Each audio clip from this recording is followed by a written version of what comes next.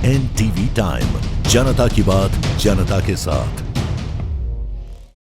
इस वक्त की बड़ी खबर बनासकांठा से आ रही है, जहां बनासकांठा के बाव सीमावर्ती क्षेत्र कुंडलिया गांव के किसानों को सीजन में नहरी पानी नहीं मिलने से नाराज। 5 गांव के किसानों को अभी तक नहर से मौसमी पानी नहीं मिल रहा। ठेकेदारों और अधिकारियों की ढीली नीतियों के कारण किसान कर्जदार बन जाएंगे। किसानों ने जमीन की सिंचाई के लिए लाखों रुपए खर्च किए। नहर में साइफन का घोंगे की गति से चलने के कारण किसान पानी में लेट हो रहे हैं। यदि किसानों को 5 दिन में पानी नहीं मिला तो उग्र आंदोलन की आशंका जताई है। ठेकेदार की ढुलमुल नीति के कारण किसानों ने ठेकेदार को उड़ान भरा। बनासकांठा से प्रदीप बागला की रिपोर्ट। મંજૂરી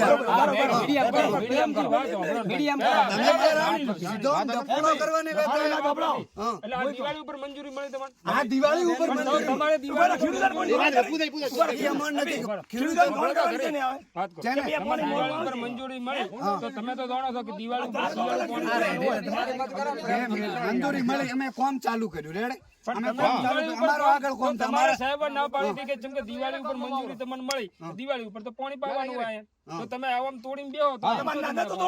લખી દાલો તો પાણી નહીં આવે કોઈ ખેડૂત ખેર ખર્ચ ન કરો બધા ખેડૂતો કહેતા હતા આગળ કંપનીનું ચાલુ કામ છે ઈ તો ચાલુ પૂરું કરો એ મારી વાત પૂરું થઈ જાય તમારો કરો એ 2 મિનિટ અમારે નિયમ તો અલગ રાખું પણ તો તમે હોય તમે રાત આરો તમે છે ને? પણ અમારો સ્ટ્રક્ચર એનું કામ બંધ હોય નહીં મારી વાત તમે વાત અમે તમને નથી કહેતા અમે જેને પાછો જે કામ ચાલુ હોય એક મિનિટ કામ કામ ચાલુ અમારો સ્ટ્રક્ચર પતી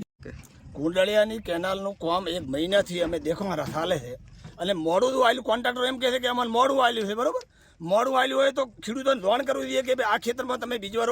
નાખતા નહીં આ ખેતરમાં આટલી તારીખ સુધી પાણી મળશે નહીં આવી એમની જવાબદારી નહીં સાહેબ અમારી 4 ગામ ચંદનગઢ